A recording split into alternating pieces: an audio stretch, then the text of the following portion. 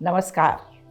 आजकल गुस्सा अपने आप में एक बड़ी समस्या बन चुकी है। कुछ लोग गुस्सा कंट्रोल करना जानते हैं, लेकिन काफी लोग गुस्से के कारण शारीरिक और मानसिक परेशानियों में पड़ जाते हैं। गुस्से के कारण कई तरह की बीमारियां जैसे तनाव, चिंता, डिप्रेशन, ब्लड प्रेशर और नकारात्मकता होती है।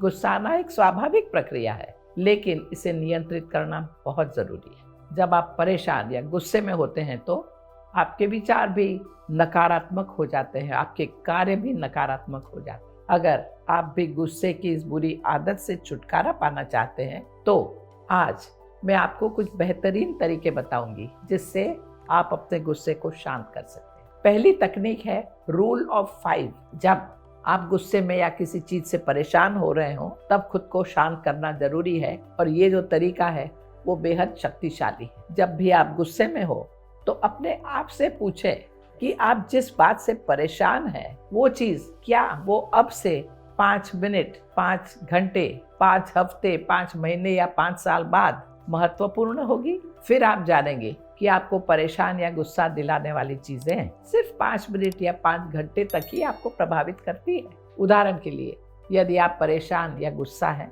कि आपका बॉस आपसे ठीक से बर्ताव नहीं करता, तो इस समय जरा रुकिए और खुद से एक सवाल करिए कि क्या आपके बॉस का स्वभाव आपको लंबे समय तक प्रभावित करेगा। जब आप रूल ऑफ 5 का पालन करेंगे तो आप महसूस करेंगे कि जीवन में ज्यादातर चीजें कितनी अनित्य हैं, इम्परमानेंट हैं, और फिर आप अपने आप से पूछेंगे कि मैं इस तरह की बदलती चीजों से गुस्सा या परेशान क्यों हो रहा हूँ। रूल ऑफ 5 की मदद से आप अपने दिमाग को शांत और संतुलित रखने के लिए ट्रेन करेंगे। इस तरह से धीरे धीरे आप अपने स्वभाव में बदलाव देखेंगे और ये छोटी छोटी बातों पर गुस्सा करना कम करेंगे। दूसरी तकनीक है डायरी में अपने विचार लिखिए। अगर रूल ऑफ 5 का पालन करने के बाद भी आप गुस्से से आग बबूला होते हैं या आपका मन अशांत रहता है, तब ऐसी स्थिति में आप एक डायरी लें और उसमें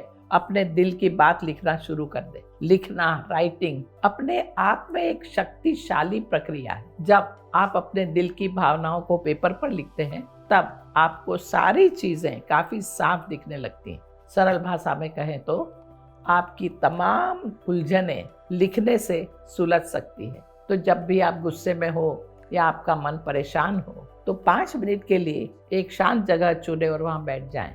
एक गहरी सांस लें और फिर जो कुछ भी आपके मन में आ रहा है उसे बस लिखना शुरू करें। ज्यादा सोचे नहीं कि मैं ये कैसे लिख सकता हूँ, बस अपने मन के बोझ को निकालकर उस कागज में डाल दीजिए। जैसे जैसे आप अधिक से अधिक लिखना शुरू कर देंगे, आप शारीरिक और मानसिक रूप से तनाव मुक्त, हल्का महसूस करने लगेंगे, जैसे कि आपके सारे भावनात्मक बोझ दूर हो रहे हैं और जो शरीर और मन से हल्का और स्वस्थ महसूस कर रहे हो, क्या वो भला गुस्सा हो सकता है।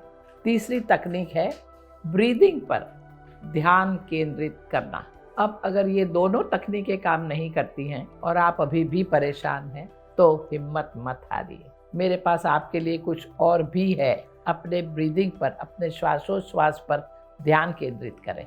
अच्छा, इस तकनीक को करने के लिए सबसे पहले सीधे बैठ जाए और एक गहरी सांस लें। फिर वहां ध्यान दें कि आपकी ये एक्सेलेशन कितनी गहरी है। ध्यान रखिए कि आपको अपनी एक्सेलेशन को लंबी करने के लिए सांस को अंदर खींचने की जरूरत नहीं है, बस नॉर्मल ब्रीदिंग करें जैसे आप हमेशा करते हैं। जब आप सांस छोड़ते हैं तो इस बात पर ध्यान दें कि वो कितनी लंबी है। जब आप सांस छोड़ते हैं तो आप अपने शरीर से नकारात्मकता को बाहर निकाल रहे होते हैं। जब भी आप गुस्से में हैं या तनाव महसूस कर रहे हैं तो एक गहरी सांस लें और छोड़ें, और सांस छोड़ने पर एक्सेलेशन पर ध्यान केंद्रित करें। इस तकनीक के उपयोग से आप अपने मन को शांत कर पाएंगे और हल्का महसूस करेंगे। और अंत में याद रखिए कि जिंदगी तो कई परेशानियां ला सकती है, लेकिन ये कभी भी आपको हारने नहीं देगी। अगर आप कठिनाइयों से गुजर रहे हैं तो ये सारी टेक्निक्स आपको मजबूत बनाने के लिए आई है। गुस्सा आना एक स्वाभाविक प्रक्रिया है, लेकिन इसे अपने आप पर हावी ना होने दें। भगवद गीता में कहा है, क्रोधात् भवति सम्मोह, सम्मोहात् स्मृति विभ्रम, स्मृति भ्रंशात् बुद्धिनाशो, बुद्धिनाशात् विनश्यति। क्रोध आपके ऊपर अगर हावी हो गया तो आपका नाश है। आप फिर दुख में भर जाएंगे, आप फिर रोगी हो जाएंगे। तो ये कभी ना होने दें। गुस्से को काबू में रखें, ये तकनीक का उपयोग करें और अपने जीवन को आनंदित बनाएं। नमस्कार।